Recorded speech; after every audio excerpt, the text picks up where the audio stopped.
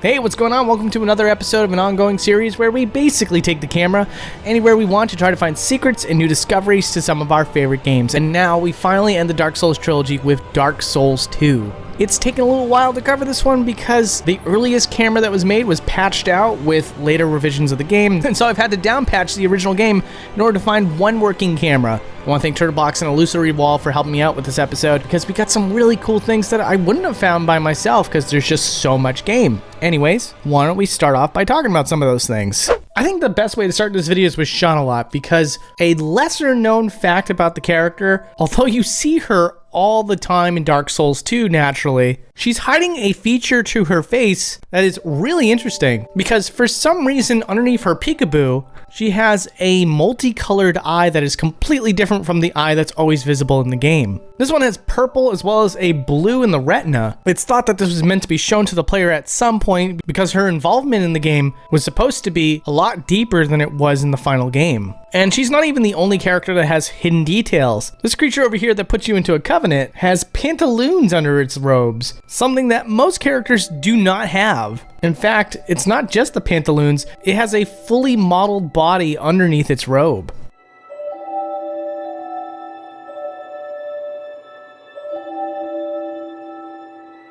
And then there's the character Luca. Now, Luca does have a face that is shown at certain points in the game, but here's two interesting things that I can tell you about this character. When she wears the mask, her face is still modeled underneath. And not only that, by taking the camera all the way up to her face, you can see that she has blue eyes, something that's a little tougher to see with some of these models, unless you were to put binoculars up to these characters' faces, which a lot of us don't think to do, like Mocklin here. I was so confused by his eyes, and again, I've never taken the time to take the camera right up to it, but it turns out that for whatever reason, Moglin's eyes have black sclera. I don't know if it's meant to be on purpose, or if it was an error that just was never changed. Should also note that he has a fully modeled head with a bit of hair on top. And then there's this character from No Man's Wharf. His eyes are always closed, but if you were to take the camera inside of his face, you can see that he has fully modeled eyes that happen to be blue. And then there's Falcon over here. Falcon also has something covering up his face, and if you take the camera inside of his headdress, you can see that he has brown eyes, as well as his own set of hair.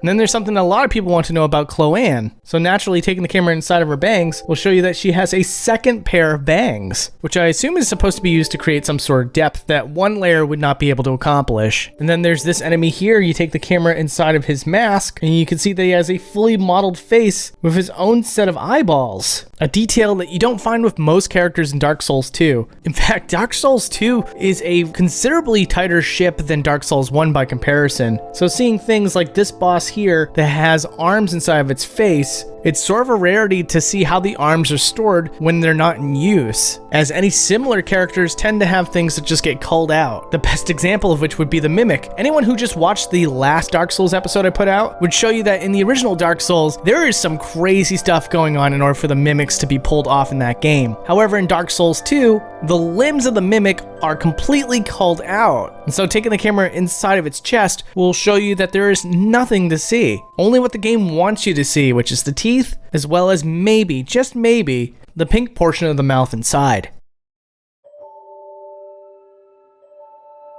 And then this is absolutely crazy. Here in Majula, you can find the Lord Vessel, the very same Lord Vessel that was used in Dark Souls 1. You gotta go inside the mansion, all the way into the back where the cave was that featured that one skeleton. And taking the camera out of bounds and above this area will show you a fully intact Lord Vessel. Although it wasn't really talked about in my Dark Souls 3 episode, this proves that the Lord Vessel is in all 3 Dark Souls games.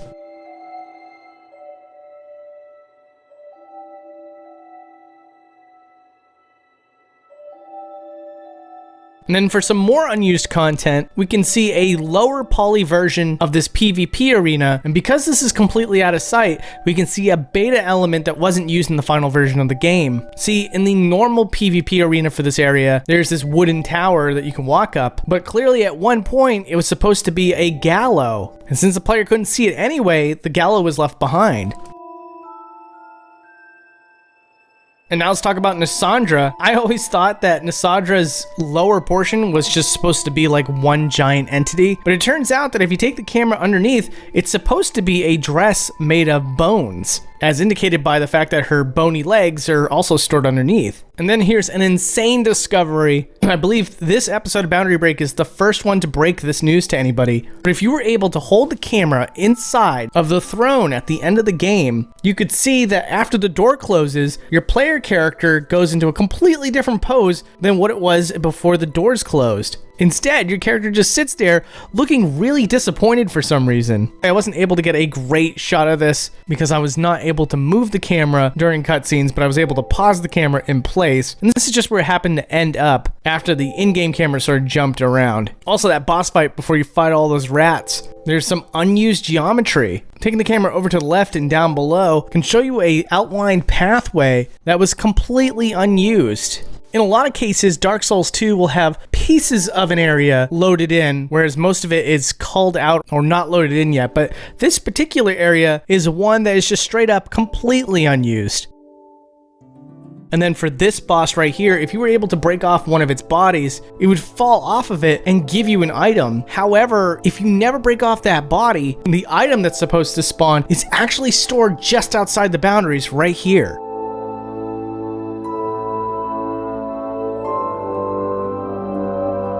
Then in Drang Lake Castle, there's these enemies that come out of these mirrors, and I wanted to take a look at the opposite side. Much to my surprise, these are all in fact shields and not mirrors at all, indicated by the handles that the shield bearer would hold on to.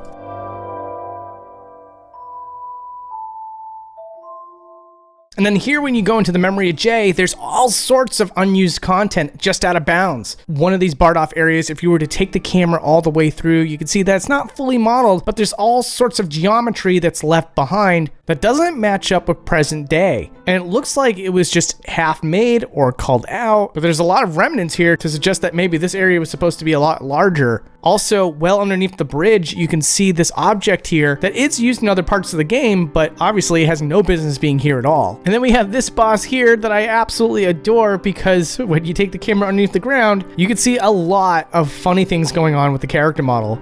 The first of which being that before she comes out of the ground, her body is completely straightened out. Not only that though, but she also travels underneath the ground, and she is literally moving underneath the ground where you can see the disturbed parts of the sand that you're meant to see. However, the character model looks absolutely goofy. I love it.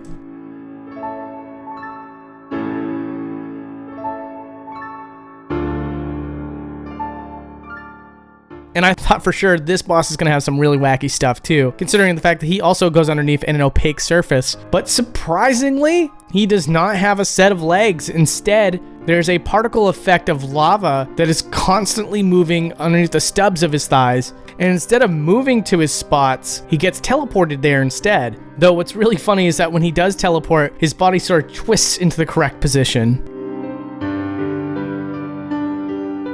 Even if you haven't played that much Dark Souls 2, there is still something to find for most players that at least got to scratch the surface of it. Here's this table where you meet the first human characters. If you take the camera underneath the table, you can find a bunch of items stored into the same spot. And what we got here is a statue, a candle, and 2 books. And then this one's a little bit silly, but right when you first enter Majula, there's these rags caught on a tree. And I saw that at the end of all of this, there's a little box that is the same texture as these tarps. And I was curious as to what would be inside of this box, because it looks unnatural in itself. And taking the camera inside will show you that the rags sort of all just bend sharply to a 45-degree angle and are stretched out a little bit. And I can see why that's not that appealing to look at, so that's why they ended up going with the box, which I guess is a better detail than what we have inside here. And now let's talk about spaces that creatures crawl out of. We have this area with the spiders. This might be a little lesser known to people that didn't get that far into Dark Souls 2. But as you can see here, they're pretty much stored inside these spots at all times. And as you get into certain areas, they come out to attack you, which is very cool stuff. But then in a similar situation, when you fight a mountain of rats as a boss, like I mentioned earlier, these guys have these really, really long tubes. So much so that if you were to stare into the tubes, you still wouldn't be able to see them because they kind of bend around a corner. This allows them to spawn indefinitely without breaking the immersion for the player. And because I died here somehow, I'm supposed to be invincible so I can get some footage done very quick. We can even see the rats crawling back into their holes.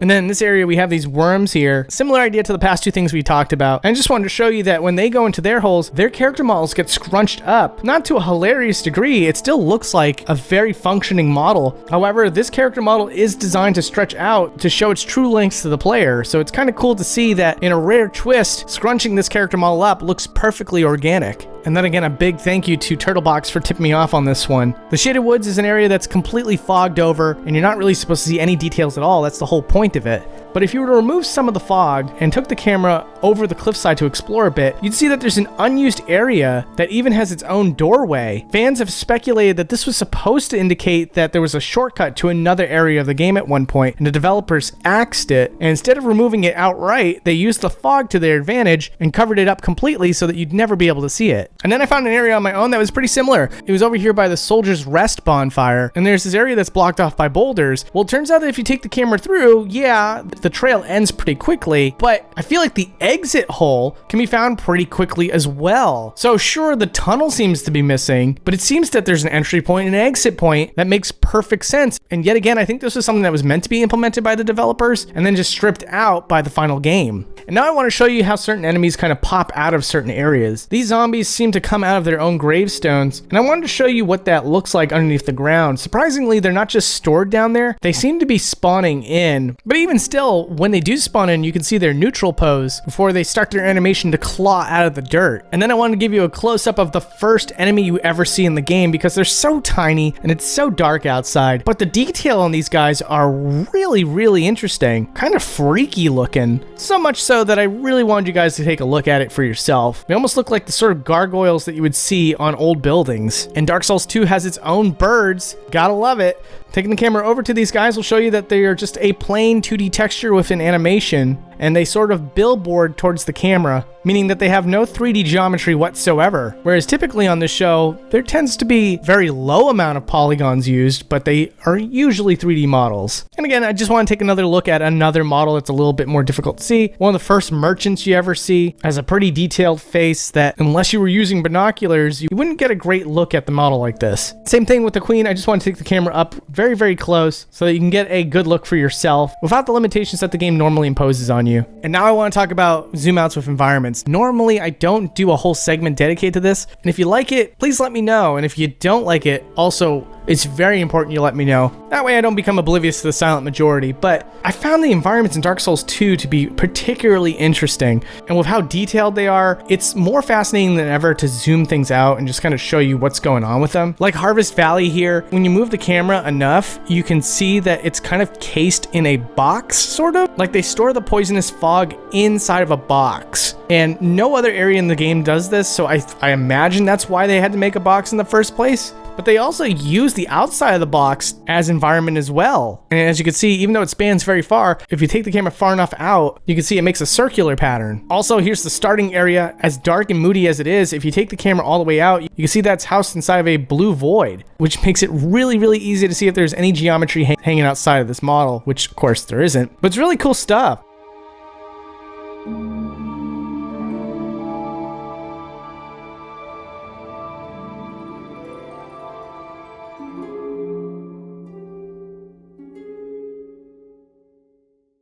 And I know we already did a zoom out of this area on the intro of the show, but I did want to show you some low poly areas that are off in the distance in this area as well that kind of hint at future areas that you would visit in the game. One detail here shows you the twisting vines and roots of the Forest of Fallen Giants. I don't think that there's any area that you can stand on in Majula that would give you a clear view of this image, making this out of bounds content essentially. And then if you remember those two giant statues just before the giant boss, there's a low poly version of them here as well. And if you don't know what I'm talking about, here's a zoom out of that area as well. I really wanted to show this off because if you're really not thinking about your surroundings, it's really cool to see here that platforms and obstacles are all made by environmental context. As you can see, one of the statues is missing his hand, who's supposed to be holding this sword, so instead it's used as a slant for the player to walk up. And then one of the other statues is missing a head, and that head is used as an obstacle before you fight the pursuer. All really cool stuff, but not only that, if you take the camera below the waterline, you can see that these statues are fully modeled, complete with feet. And the sword that's jammed into the side of the building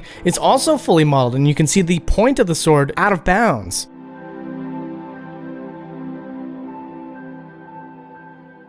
And now here's the top of Hyde's Tower. Some people over on Twitter suggested this, but if you ever want to suggest what I look at in the future, I am shifting my focus away from Twitter and onto Discord. You guys can find a link to the Discord channel in the video description, so hope to see you there. And anyways, outside of the tower itself, we can see the pillar that you can go to in Majula as a low poly version of itself, as well as another interpretation of the statues. And then just for fun, I know that there's this Rat King Covenant area that I absolutely adore, by the way. Rat King Covenant for life. Best covenant in the series, in my opinion. And I just wanted to show you what the tunnel leading to it, as well as the area itself, looks like from Out of Bounds, because it's so massive in scale. And it looks, frankly, beautiful for an interior area. And I didn't want to rob you guys of this view. And then there's this area with the chariot boss. And I wanted to show you what it looks like when you zoom the whole thing out, that it kind of has like an oval appearance, like the number 0 or something. And not only that, if we take the camera down below and keep the boss alive, you can see that he never gets called out at any time. He exists in the game world, even if he's in the complete opposite area of this long hallway. And then I know there's a ton of people that are hung up over the fact that Iron Keep shouldn't exist somewhere up above Earthen Peak. I love that Dark Souls world is so meticulously crafted that it could all realistically work with one another, but personally, I don't mind the fact that for some reason you go up this tower and it leads you into a molten lava area. That's fine. To me, that's fine. I just don't think about it that hard, but I tell you this opinion so that you had plenty of time to see what exactly happens when you take the elevator from Earthen Peak over onto Iron Keep. There's a lot of evidence to show that Earthen Peak and Iron Keep do intersect with one another, which doesn't allow for it to geographically coexist. And now let's take a look at Drangleic Castle. It's a very imposing structure, and so naturally it's incredibly fun to take the camera all the way up here and show you the top of the castle and take a look at it from different angles. But even better than that, we got the Shrine of Amana, and there's so many vines here. But what's really cool is that if you take the camera up, you can see that most of the vines that you're looking at are in fact a sky dome, or at least a half sky dome. And then we're going to do one more zoom out here of this very complicated area, and while you take a look at it, if you're like, hey, this She Says guy's pretty all right, I wouldn't mind helping them out a little bit. Seriously, the best way you can help out is by clicking on this playlist that has all the other From Software episodes I've ever done. Bloodborne, Elden Ring, Dark Souls. I can promise you that watching one more video at least will go a long way in helping this channel out. But if lunch break's over and you can't, it's totally fine. Take care, and I hope to see you again.